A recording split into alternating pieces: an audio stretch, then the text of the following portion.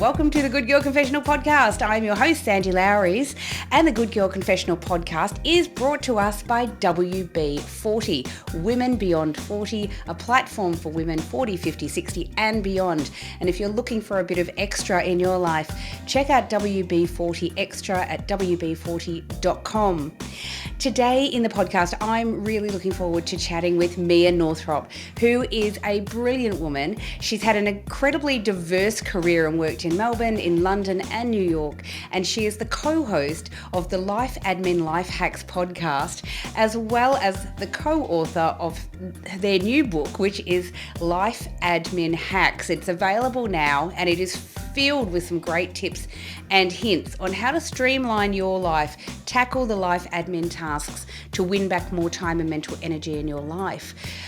Mia actually helps businesses and individuals as well to streamline their lives and get rid of, help tackle those big life admin hacks and to win back time in their life. And that's what it's all about.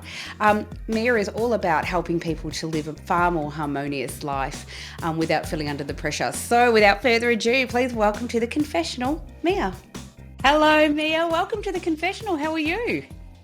I'm wonderful, Sandy. It's lovely to be here. It is so great to actually have you in the confessional to chat today. I'm super excited because I feel like you are going to change the lives of so many of our listeners, because if they're not already following you, they should be.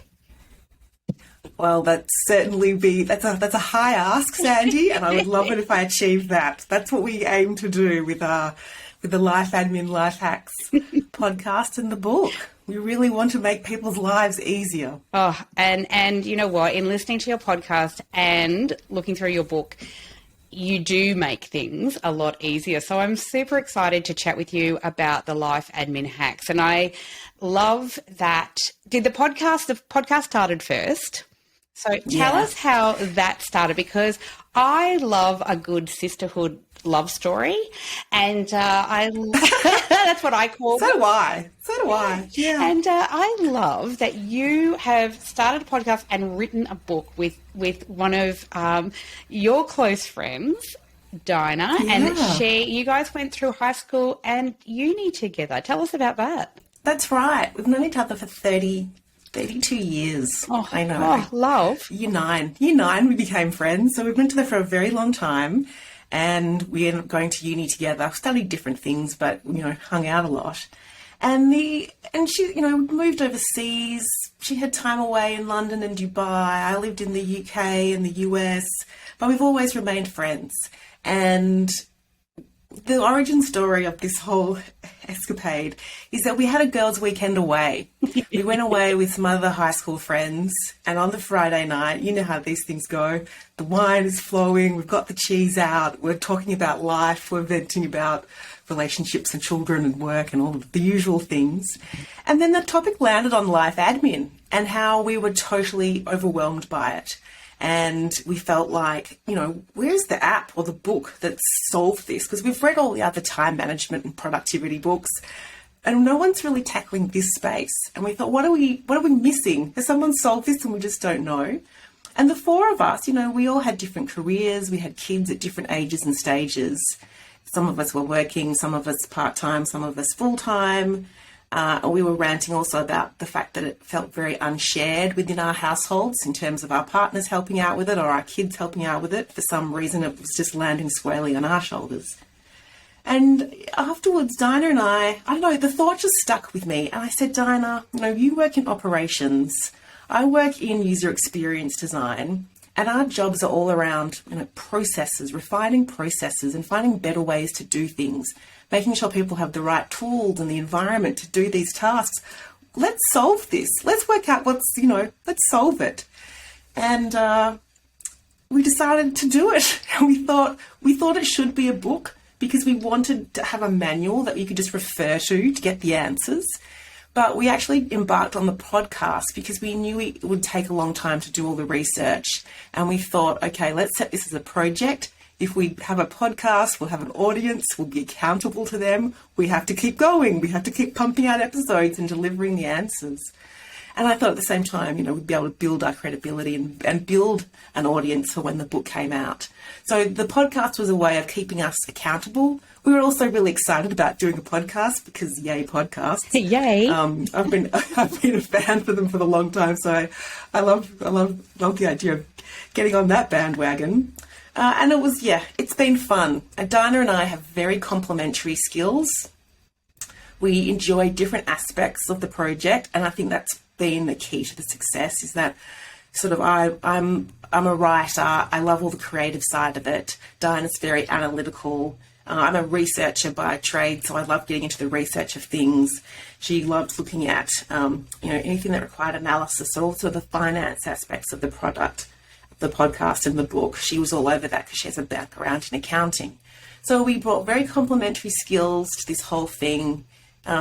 We wanted it to be fun. As soon as it gets unfun, I'm like, Dinah, remember this is supposed to be fun. Let's not do that, X, Y, or Z. It doesn't sound fun. This is a creative side hustle. Let's just keep it fun. A lot of champagne's been drunk along the way, and that's helped grease the wheels too. I love that. And those that follow along with the Good Girl Confessional will see that I have lots of photos of me with champagne because because champagne helps the world go round. Yeah, you've got to celebrate. The little wins you have, just take a moment and acknowledge them and celebrate. Yeah, that's so true. Okay, so what I love is that so many great ideas are born out of collaboration of women, right? And I love that this particular collaboration starts with a friendship but happens on a girls' weekend while the champagne is flowing. I love that because there's clearly a sense of great trust between the two of you before you even kick this off. I love that together with your other girlfriends, you're all talking about, as you call them, life admin issues that affect each and every one of us. For those who are listening who really don't know, if they're thinking, what the hell's a life admin issue? Yeah. Do you want to explain and break it down? Because it's really not about housework. So sometimes people will hear life admin and they think, oh, it's housework or whatever, but it's not just the housework. That's right. So we define life admin as personal and household administrative tasks. And for a lot of people, life admin is this amorphous bundle of stuff. Like they don't quite know where the boundaries are or what the categories are. But it's very much, if you think of it like a little Venn diagram with the circles, you've got, in terms of the domestic work, the stuff that happens at home, you've got life admin, which really is the homework, the paperwork, the planning, the logistics. You've got housework, which is traditionally cooking, cleaning, laundry. And then if you've got kids, it's all of the sort of child rearing logistics. And life admin can support housework stuff and child stuff, but it has its own areas of responsibility. So think about, organising your car service or booking someone in to clean the gutters or planning your social life or, taking in, looking at your electricity and gas policies because they've expired and you need to shop around for a new provider. That is life admin. And the podcast and the book are very much structured around looking at certain categories. So we have a whole section around streamlining your life, like household operations, Dana calls it. And that's to do with things like meal planning and the logistics for the kids' social life and all the communication that comes from their daycare or their school or the things they're involved with. Things like outsourcing, things like decluttering, that's sort of the stuff on the home front. But then there's all your personal affairs, things like tax and super, your wills. The number of people who don't have wills and powers of attorney set up it's a bit scary. So we love to keep people on board with that and break down, the fear and the access to getting that done. Things like the health checks you're supposed to have at certain ages and stages. So that's another section. You've got your social life, like organising Christmas or those major cultural events and holidays. That is work. There's a lot of planning and running around and errands that go along with pulling off those festivities. They're fun, but there's still admin involved. So even that, like booking holidays and making sure that you have some kind of social life falls into life admin. And then, yes, there's a whole section on comparison shopping. So we take people through their major household expenses, right through from things like shopping around for a new mortgage to looking at your credit card or your house and contents insurance. This is all the paperwork that comes our way that someone needs to be on top of if it's stressing you out, impacting your peace of mind, or you think you're wasting money, or it's causing friction and tension in the household, because life admin does often raise some tension in the household in terms of who's doing it and to what standard. That is so true. And I really, looking through all of the podcasts you've done, and we should mention here too, so I've got it up here on the screen. I just want people to know what I'm doing here. But it's really fascinating to me that you guys have done so many episodes, because there is so much involved with life admin. But I love things that you've included, like the end of life admin is really like things that maybe we don't think about or we don't want to think about. But all the stuff that is really involved. And it could be simple things like, I love that you've got a section on digital photography and how to deal with your digital photos, which I particularly loved, because I have a phone full of photos. You have no idea how many photos I keep on this phone. It's insane. And so I think those sort of things, they're time consuming, or we feel like they're going to be, and we put them sometimes in the too hard basket. And I know there's a big jump between photos and end-of-life planning, obviously. But they're both major pain points for people in our sort of season of life, like digital photos, organising them, the guilt, the impracticality of having them on your phone and starting to get those, you're running out of memory messages, and you start to think, I've got to delete some, I've got to get some off. So that's just a hassle. But also the fear of them somehow being deleted accidentally, or losing your phone, or the guilt of the fact that you don't have photos up in your house, or other people can't actually see the photos, haven't done anything with them. It's stuff that you think about a lot, so it's worth dealing with. And end-of-life admin, especially at the last 2 years, a lot of people have had to have some really hard conversations about whether it's with elderly parents and relatives or other loved ones, to prepare for, if they're very ill, or if it's been an accident or whatever it might be. We're very much at that age of having to help people set up their affairs, so when they do pass away, their estate and probate can go through smoothly, because you hear so many stories of someone passing away, and it's just a minefield trying to get access to their digital accounts, to close things, and anything that can save you that grief and hassle and help that process. We thought it was very much worth addressing. Yeah, absolutely. And look, as someone who was dead smack in the middle of the sandwich generation, I had teenage children at the same time as I had elderly parents. My kids have grown up now. Unfortunately, both of my parents have passed away. But it was really fascinating to me that my mum, who died quite suddenly, really had all of her stuff together. Like, talk about organised. So she even had written in her will, and she had an airtight will, but she had written in her will that, what she wanted in terms of a funeral, what that was going to look like, how people were allowed to celebrate. And I, celebrate her life. I thought that was quite, for me, I was so astounded. She was quite an organised woman. But it actually made me really think about what will happen when my kids are in that position. How do I want these things to look? How are they going to know what my bank accounts are, and what, all of the stuff, funeral insurance, all sorts of things. And it really made me rethink. So I loved that you put that in there, because I have so many friends and I speak to so many people in this age demographic, as you say, who are going through this with elderly parents. And it's such a gift, really, to know what your parent or relative really wanted in terms of their funeral wishes, how they want to be remembered, and have clarity around the will. And then, yes, there's just all the practical stuff of having access to the massive digital footprint that we have, and being able to find contracts and documents and all of those things. It can be, you have to turn into Erin Brockovich otherwise to try and investigate what the hell's going on with their life. It is so true, and you're right. It's such a gift. I have friends at the moment trying to get family members to even really write down their life story, because so much of that gets lost as well. So I think that's that's another life admin kind of thing that people go, oh, that's too much, it's too daunting, or whatever.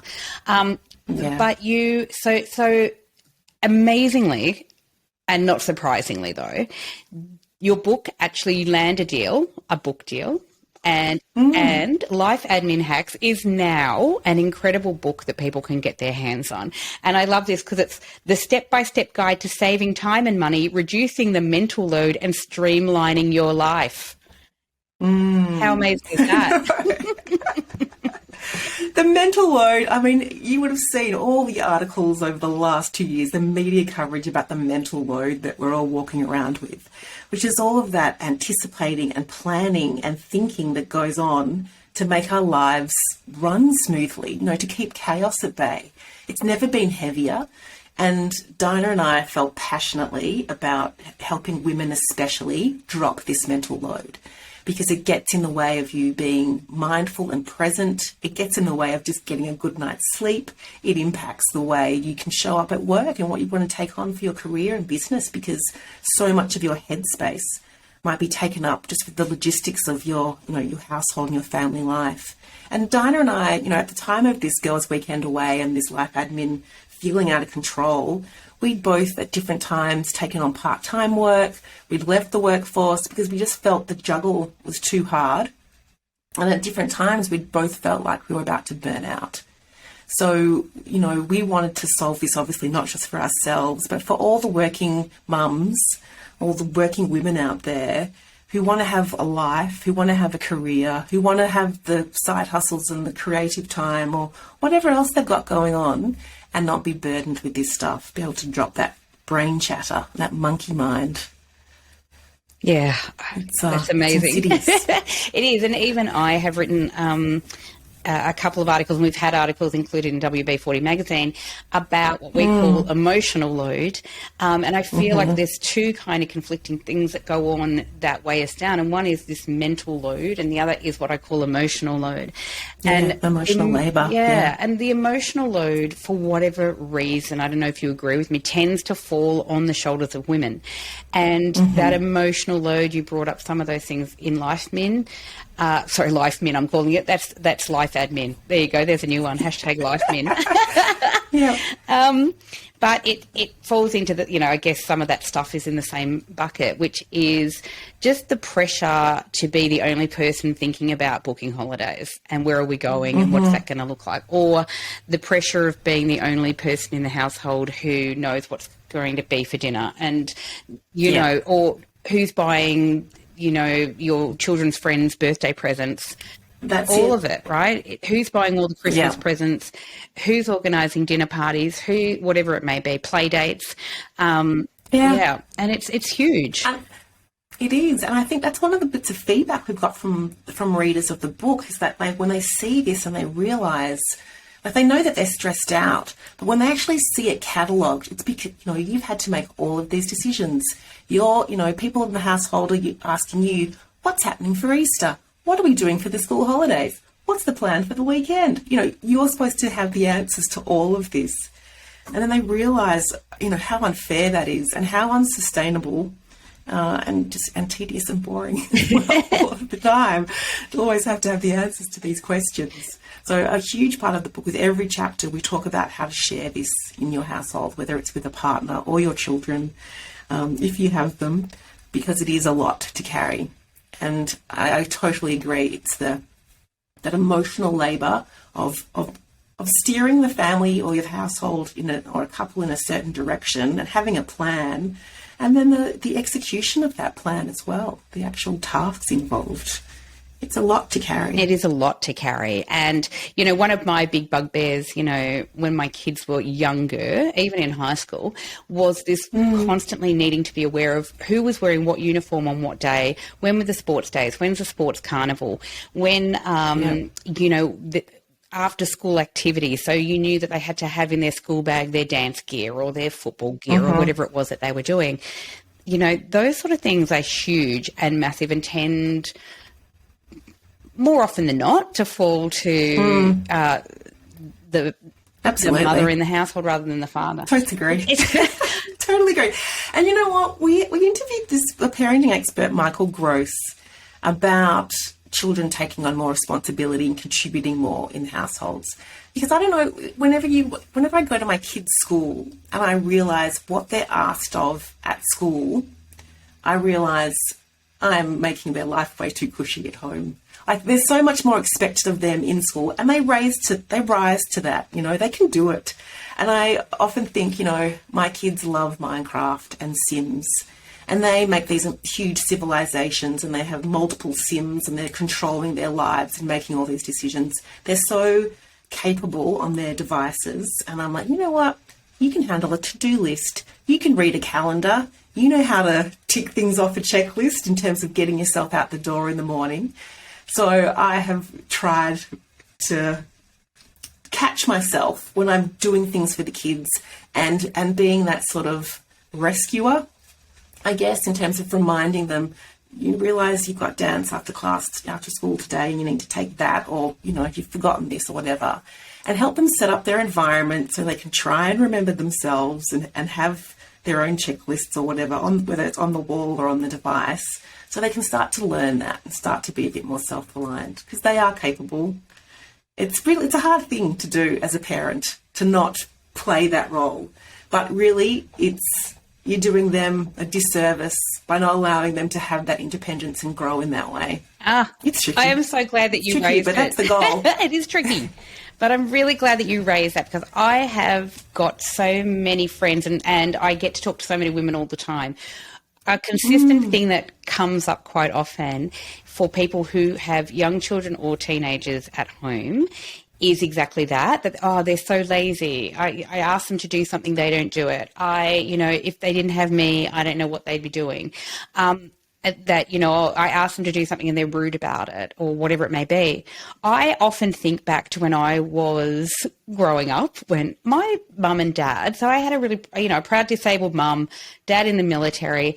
They did not mollycoddle us. They did not say, have you got this, have you got that, don't be late for school. There was an expectation, especially by high school, that we were up, dressed, you knew what you needed, and if you didn't have it by the time you got to school, too bad, you had to wear that. But what I realised as a parent myself was that I made life quite cushy for my children at times. When I got divorced then, and there was shared custody, they would go off to their dads and they would come, be at home with me. It was really fascinating that I worked full time. So as a full-time working single mum, suddenly my kids had to be really organised. They had to make sure that they were dressed in the morning and they got on that school bus, and they had to make sure that they had everything they needed, and that they would sometimes go off to after-school activities straight after, so they would need to know to have that as well. And I think sometimes they thought it was really unfair, because they would watch, say, their friends whose parents would just organise everything for them. But I wonder, and I'm really interested in your views on this, is are we making our children's lives more difficult as they enter adulthood because they don't really know how to be resilient, they don't know how to deal with things? The answer is yes, Sandy. And Michael Gross, who we interviewed, one of his books is called Spoonfed Generation. Similar. I co-parent my kids. We have a week on, week off schedule, and I agree there was a lot of change there that they came to grips with, but they're capable of in terms of managing some of their own logistics and getting themselves organised. But you regularly hear about Year 12 students where the parents are still making their lunch boxes and doing all their laundry and getting them ready for each day, and to think that they might go away for university and have to live independently and totally look after themselves, know how to do the laundry on a regular basis, they have stuff to wear, to make meals, to get themselves on places on time using public transport, all of those kinds of things. Would they be equipped to do that? I love Nicole Avery, who has the blog Planning with Kids. She has 5 kids. And with 5 kids, actually hear this about people who've grown up in big families. They don't get the same attention from mum and dad. They don't get the parents doing all those little things because it's just in practice, there's just no time. So people who grow up in big households often more independent, and she obviously had to take that path as well, having 5 kids and wanting to work and have a life apart from the family. And she goes into amazing detail about the routines and habits and skills that she teaches her kids, who are now, I think, all in high school, but she starts at the beginning of the blog, like she's still having babies. So you get this amazing journey of how she scaffolded the kids to become these independent, resilient, resourceful adults who just are like, I'm always in awe. Like, that is the answer. They contribute to things. They contribute to meal planning. They make meals during the week. It's not just the parents cooking during the week. The kids are on board. The kids are making morning teas and afternoon teas on the weekend. They're helping out with laundry. They're helping with housework. They know who's vacuuming that week. They know how to declutter. They know how to get around on public transport. They know how to manage their own little pocket money. And it helps them grow as people and become responsible and build their own sense of identity and self, and just know they can feel confident in the world. And obviously frees her from just, looking after, like slaving after them essentially the whole time. Yeah. Which has allowed her to develop her career and her interests. So yeah, I'm a massive fan of that. I'm also, on that point, I have a pet peeve, which is to do with people whose partners might, dynamics in households where if you go away for the weekend or you're going away for a week, whether it's for fun or business or whatever, you run around madly setting the household up before you leave so it can function when you're gone. Whether it's cooking a whole bunch of dinners so no one needs to know how to, if it's had to heat things up, or pre-arranging play dates for the kids so that the people have fun things to do. And I love that it comes from a place of care and that you want everyone to be happy, but I'm also like, it's just exhausting, dangerous, unsustainable territory to be in if the household can't actually function and contribute across those kinds of activities without you being there. It's, it horrifies me. You know what I'm talking about? Oh, I absolutely. It's like, I'm going away. I absolutely know. I've made a lasagna and a soup so that so-and-so doesn't have to do any cooking while I'm gone. It's like, what now? Yeah, I absolutely do. And look, in fairness, I have friends who have adult children, young adult children living at home still, and they're still making their dinners, doing their laundry. I kind of think, I wonder, does it really set you up for an easy transition into the real world? But we had Susie O'Brien on this podcast a little while ago, and she wrote a book called, How to Be a Half-Assed Parent. I love that because it's pretty much the same. It's a funny title, but and a lot of her advice is quite humorous, but she really is saying exactly what you're saying and driving home that point, that, if you do everything for your children and if you do everything for your partner, where are you in the mix of all of this? But also, what does it teach your kids?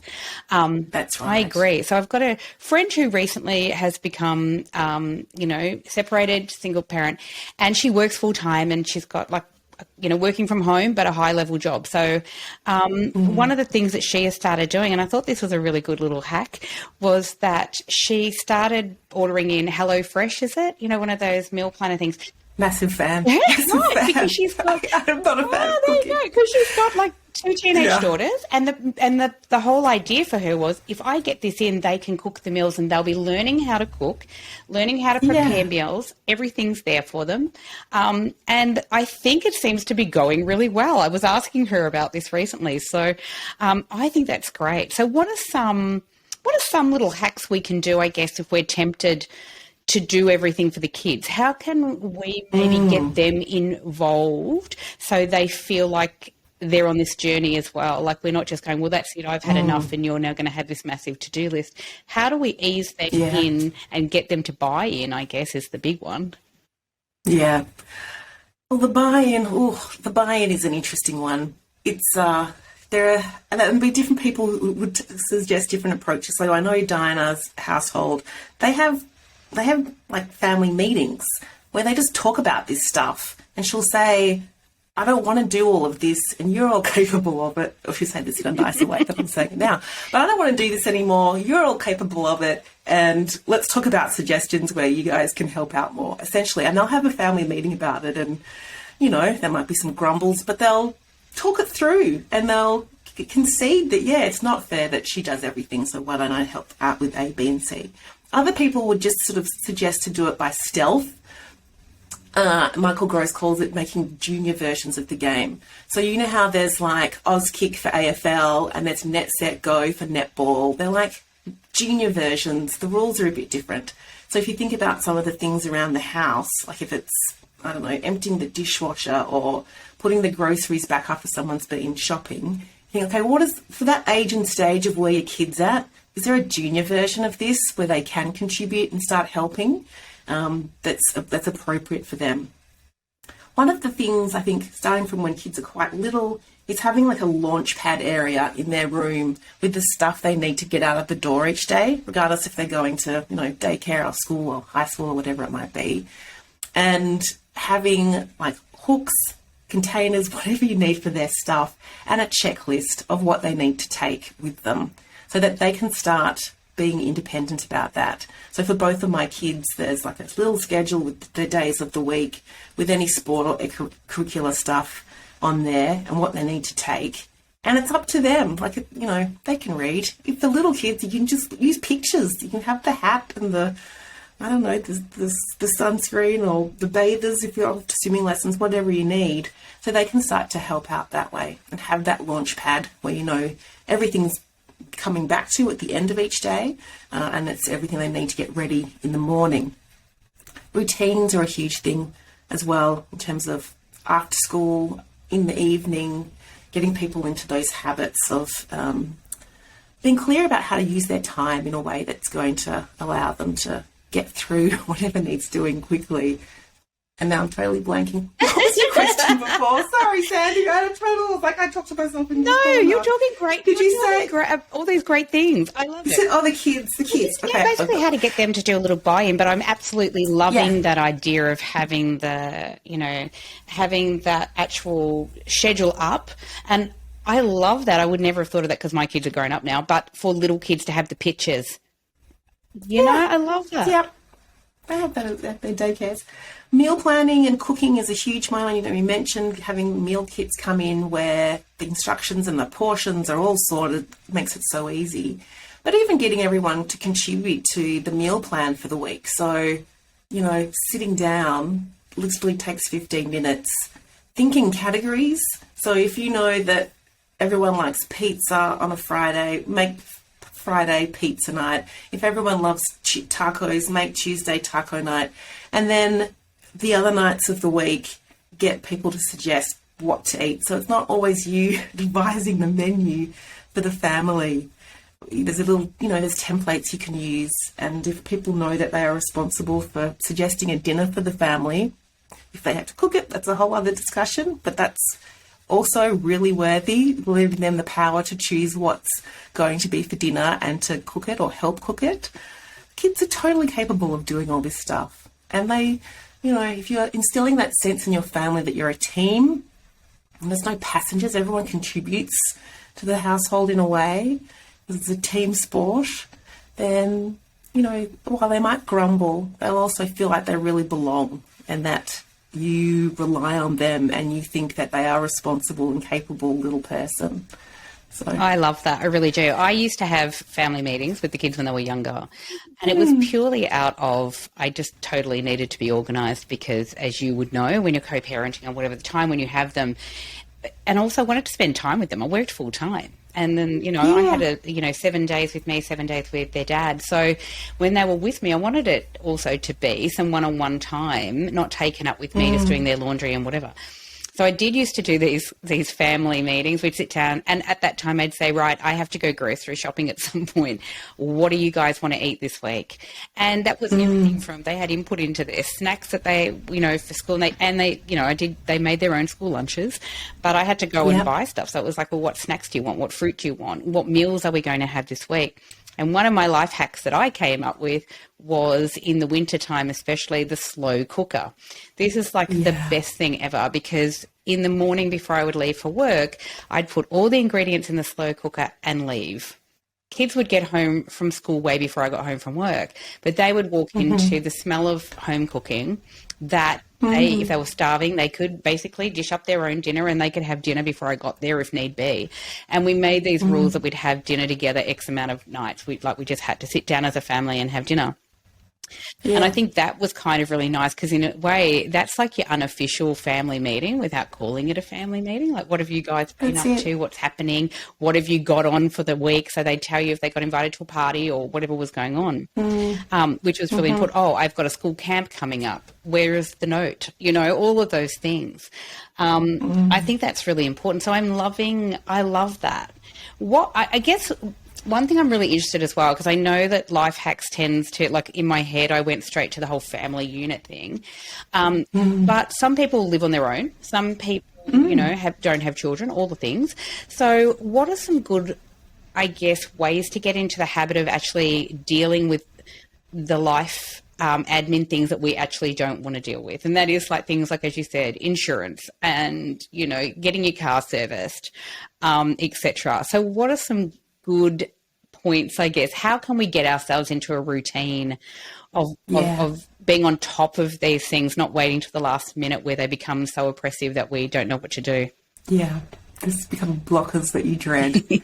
So we recommend scheduling an hour of power to knock over your life admin each week, because most people don't, and they think they're going to do their life admin whenever. And we all know things that can happen whenever don't tend to happen at all until there's like a crisis or you realise, you know, you've been hemorrhaging money on something. So the first chapter actually talks about scheduling, and that hour of power, whether it's lunchtime at work, whether it's after work, on the weekend, whatever works for you, is a time when you know you can sit down and either knock over a whole bunch of little tasks or get into those meatier tasks of, like, you know, doing your tax or starting off on a will or comparison shopping, house and contents insurance. And there's a few other things to sort of set up in your environment. And we very much want to make people use their phones. They're powerful little devices that do a lot more than just give us access to social media. So we suggest that people set up to-do lists, and a lot of people will have multiple to-do lists, or they'll have post-it notes, or they'll have a book, or they'll have everything going on, and often their to-do lists are a kind of a mishmash of things to do, but then also things to not forget, which is quite different. So we would suggest that people set up 2 to-do lists. One would be for the hour of power tasks, so the things they know are going to take quite a bit of time, and another to-do list that are your everyday life admin things, like, you know, making a medical appointment or setting up, you know, filling out a form or whatever it might be. And then when you have those 2 lists and you can brain dump regularly into those lists, so you don't have the monkey mind and the brain chatter going on, you can start to think about tackling those we call them 10-minute time killers, those medium-sized tasks, in the downtime that you have during your day. So whether it's, you know, you finish one meeting and you've actually got 15 minutes to the next and you can quickly do something then, or it's in the evening when you're kind of watching television but not really, you can knock over some of those tasks. So think about time boxing your tasks as either hour of power or 10-minute time killer. And then there's some really little tasks that we call 2 minutes too easy. They often end up on people's to-do lists, but really what you should be doing with those is taking that Nike just do it attitude. So a lot of the things that fit in this category will often come via email. We'll get the email and you might need to pay a bill or book something, and instead of just doing it then and there, and it would literally take you 2 minutes, you just leave it in your inbox and your inbox just grows, and then you just get stressed out and think, when am I going to get time to tackle all the stuff in my inbox? So yeah, start time boxing those life admin tasks. When something pops up on your radar, think, is this a 2 minutes too easy? Do I just bite the bullet and do it now? Do I actually need an hour of power for this? Or did I put it on my 10-minute time killer to-do list and know that I'll get to it in the next week or so? That's so some of the tools to start to build these habits. The other massive sort of game-changing thing that happens is if you go paperless and start using cloud storage for all your filing. And, you know, when you're if you're single, we do recommend people set up a separate life admin email address, which is great in households because you can then share it more readily. If you're single, it's not such a pain point. But making sure that you have like a Gmail email that's attached to Google Drive or an Outlook email that's attached to OneDrive, and setting up a folder structure so you can file the stuff that you need to without thinking about it, and then you can find it readily. And we actually suggest a folder structure in the book because everyone has pretty similar life admin filing requirements in terms of the documents that are worth keeping.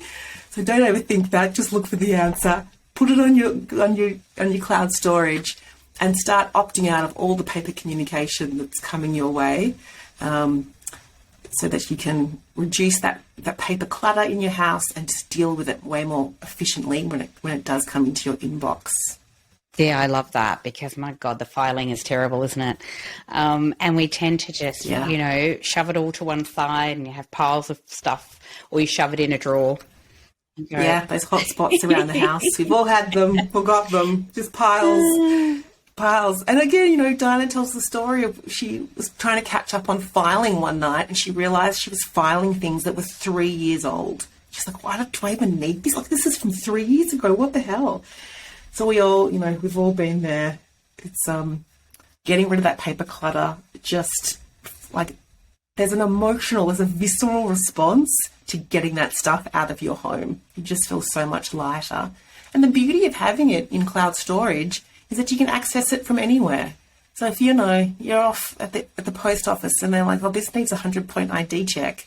Oh, I'll just pull out my phone and access my files right here and now and get that done. Instead of taking that thing home and thinking, oh my God, I've got to find my passport and I've got to find my Medicare card and yada, yada, yada. All of those kinds of tasks you can do on the fly because you have access. So huge benefit. Oh, I love that. And the really good thing about cloud-based filing as well is that for anybody who's not technical, and I know a lot of our listeners will think, what? The really good part about it as well is that if you lose your phone, if your laptop dies and cannot be repaired, the reality is that when you get a new device, it's all still there. You haven't lost it. It's in the cloud. And this includes digital photos and whatnot, that it's still there, right? So you haven't lost it. And I think that that's massive because many years ago, I lost a couple of phones in my day, and I did lose extraordinary amounts of photographs, which was awful. And it's quite distressing when you go, oh, they're photos of my children and I don't have them. Yeah. I didn't download them. I lost a digital camera. This is back when people bothered buying digital cameras. I lost a digital camera that had photos of me when I was pregnant, naked photos taken of myself when I was pregnant. I don't know. I hope that camera just fell down a drain somewhere because if anyone got it and opened it, I'm still waiting for the day that pops up on the internet somewhere. Oh my that's God. Hilarious. And not in a good way, you poor thing. Look, I just realised I'm blushing. I'm blushing for you because I'm thinking, I just imagine someone walking up and finding that camera and going, oh, look at these. Oh my God. It's like next level freaking intimacy. Oh, Lordy. Yeah, I don't want to think about it. I feel like I left it on top of my car when I was getting into the car. I put it on the roof and I really hope that it just fell on the ground and smashed everywhere. Otherwise, I don't think about the other. Yeah. Look, and hopefully if someone did find it, hopefully they were really polite and went, I'll just get rid of that SIM card. I don't think we don't need that memory card. What do we need with that? Good girl. Oh, look, you know what, especially when you're pregnant, I get it. I remember being pregnant and leaving my purse on the car and I lost it. It was never returned. So things like replacing your license and all of that stuff. So that's another good life admin hack that I realized too is making a note of document numbers, things like your passport number, things like your driver's license number, all of that stuff, because when you've lost it, it's really hard to replace stuff if it's damaged, destroyed, lost, whatever, stolen. That's really hard. And making sure that what are your bank account numbers, what are your credit card numbers. That's it. And so, password managers are essential. And password managers, and I'm talking the paid password managers here that you can use across multiple devices that have multi-factor authentication, not just your Chrome browser saying, do you want me to save this password? It's a whole different level of security. But password managers offer you that convenience of logging you in all over the internet, but also providing that secure vault where you can upload all of those precious documents, all your forms of ID, sensitive documents, wills, contracts, marriage certificates, all of that stuff, so that you have copies if you need to, if you lose the original for some reason, and so you can access it from wherever. Incredibly convenient. I think just recently I changed banks and had to change mortgage, and you have to provide so many documents. And I literally just went into my cloud storage, made a new folder, dragged things in, and shared the folder with the mortgage broker, and she nearly fell off her chair. So having those things in either, password manager and cloud storage, and having them accessible but secure is convenient and many levels of awesome. That is such a fantastic idea, because while I know where all my documents are, you're right, I don't have that secured vault where I can drag documents and go, right, well, they're all just sitting there. And I find that's, especially when you're a parent as well, is that your children's birth certificates, their passports, their documents, their, whatever it may be, even things like, I guess, ATAR scores and whatever, when they're... Yeah, well, then NAPLAN results and whatever. Yeah. That can quite quickly, get lost in the piles of our files that we don't. Yeah, immunisation registers right now, vaccination certificates, right? All of that. All of that. So, yeah, having little folders for each of your family members where you can keep all of that stuff is essential. Just peace of mind for you knowing that you've got it and you can access it and it's convenient. The other thing that we suggest people put in their password manager or in cloud storage is just and it's an idea that we found from Nicole Avery with Planning with Kids, is having a table with all of that frequent form filling data available.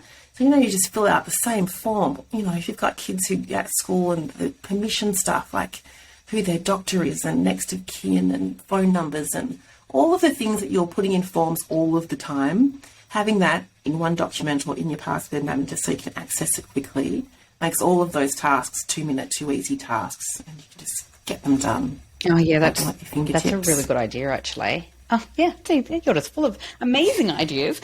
The other thing that just came to my mind when you were talking about that and having that schedule, my mum, because of her disability, was on a lot of medications, a lot of painkillers, a lot of different things. She was allergic to some medications, all those sort of things. And I know that there's a lot of people out there who are on medications, or there's a lot of people who have children on medications, or their children have allergies, or they do. My mum used to carry around with her, always in her purse, which doctors were always astounded by.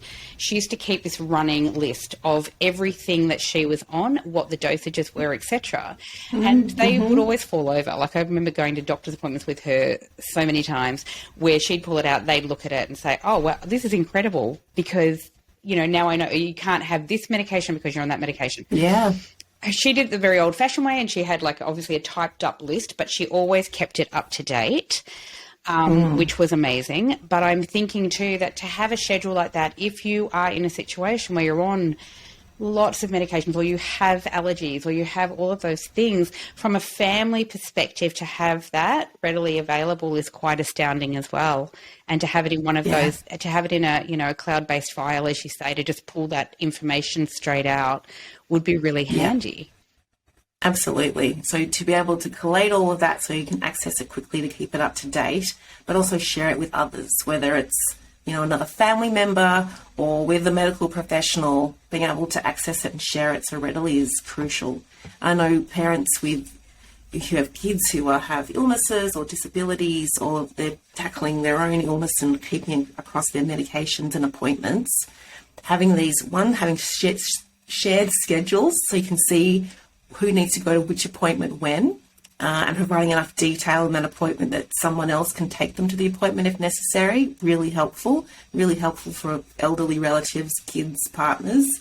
And yes, having that cloud storage with all of the documents accessed and be able to share, give permissions to people appropriately to share access to the documents or logins to portals to order more medicine. Those kinds of things can all be managed in that way. Yeah, that's fantastic. I know we've talked a lot about, putting all this stuff together. So the reason for all of this, though, because it sounds like when you list everything out, it goes, oh my God, that's such a lot of stuff I should be doing, and I've got to organise, now I've got to do.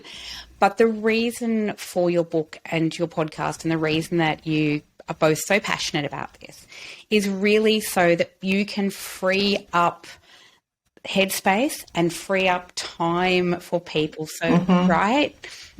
That's it. We're not expecting people to fall in love with admin, and we're not all about, you can do all of the things and just be super organised. It's about changing people's mindset, because actually people bring some pretty unhelpful beliefs to life admin. They think, oh, if only I was more disciplined, more motivated, or had more willpower, I'd be on top of this. And we would say, we were super organised and we're not on top of this, because it's complicated, and it's about actually having the right tools, the right apps, the right setup, and that when it becomes efficient, when you have those resources, you don't need a lot of time, and it doesn't feel like a big deal, so you're more likely to just do it and get on with it. So yes, we want to help people save time by just learning how to do this more efficiently and effectively, and time boxing it. So setting aside specific time in the week to do it, instead of it just hanging over your head like a cloud the whole time. Well, I am loving this, because I've got to tell you, I am not always awesome when it comes to life admin, and that as we've been talking even now, I'm like thinking, I'm writing notes, thinking, oh yeah, okay, so that reminds me. And it's a journey. This is a journey. The podcast, there's a lot of episodes there. It's taken us some time to go through step by step and start this stuff. But, those foundations of having your schedule set up, the password manager, going paperless, having your to-do lists, that will, within just those 5 sort of areas, that will reduce your life admin, and it facilitates doing all the other life admin much more effectively. So that's always where we suggest people start. Get those tools set up, and then the rest of it doesn't feel so daunting. And the book is really full of shortcuts. It's like, if you have to compare your electricity, go to these 3 websites. Well, actually, it's one website. Go to this one website for your state. Look at these 4 criteria. These are the things you need to know. Give yourself an hour. You're going to do the same exercise next year, because your plan's going to expire. So don't feel like you've got to find the best thing on the internet forever. This is a 12-month activity. Save yourself $100 and, see you again in 12 months. So really reducing some of the overhead of people having to think, how do I do this again? What should I be doing? Do I need to, research the internet and boil the ocean about this? Because we can get into analysis paralysis pretty easily on some of this stuff. We absolutely can. Well, I am a huge, huge fan of everything that you do. I love your podcast. I can highly recommend it. And I think everybody should rush out, buy this book, and seriously, take some time out of your busy life, read this book, or listen to the book, because it is available in audio as well. And really, I think I've learned so much from just even listening to the podcast and going through the book. I love what you do, and I love that you simplify it and make it, it makes you feel like, as a listener and a reader, that, oh, okay, maybe that's not as daunting as I thought it was going to be. I can do this. So I thank you so much, Mia, for everything Thank you, Sandy. do. That's so generous. And I want to, the book is prescriptive in that we give you the shortcuts of where to go. But at the end of each chapter, Dinah and I also talk about how we do it differently in our households, because she's married, her kids are older, I'm single, my kids are little, and we approach things in different ways. So hopefully that helps people think, okay, this is a toolkit. It's not a Bible. I'll take the bits that work for me and make it work for my situation and family, and leave the rest. It's all about thinking about where your pain points are. If it's you for peace of mind, then, focus on the things that are going to give you that peace of mind. If you're worried about the money, focus on the bits that are going to help you save money. If there's tension with your partner about who's doing what, focus on the things that are going to help with there. And hopefully we'll just find it very rewarding to get stories from people that this has made a material difference in freeing up their time and allowing them to just let some of this stuff go. Oh, I love it. And I love your advice. So thank you for your incredible time today and your generosity for sharing all of your tips and tricks with us and your life hacks. Thank you, Sandy. So as I said, we will put in our show notes, of course, we'll put all the links to your book, your incredible podcast, and where people can get this information, because I do really believe that in streamlining our lives, it kind of sets us free. And, you know, as someone who's been a single parent, has, you know, had a busy life and juggled work and your own business and all of those things, the more tips that we can learn to actually make our life simpler, the better our lives will be. Beautiful place to finish, Sandy. Thank you so much, Mia. Total pleasure. Bye.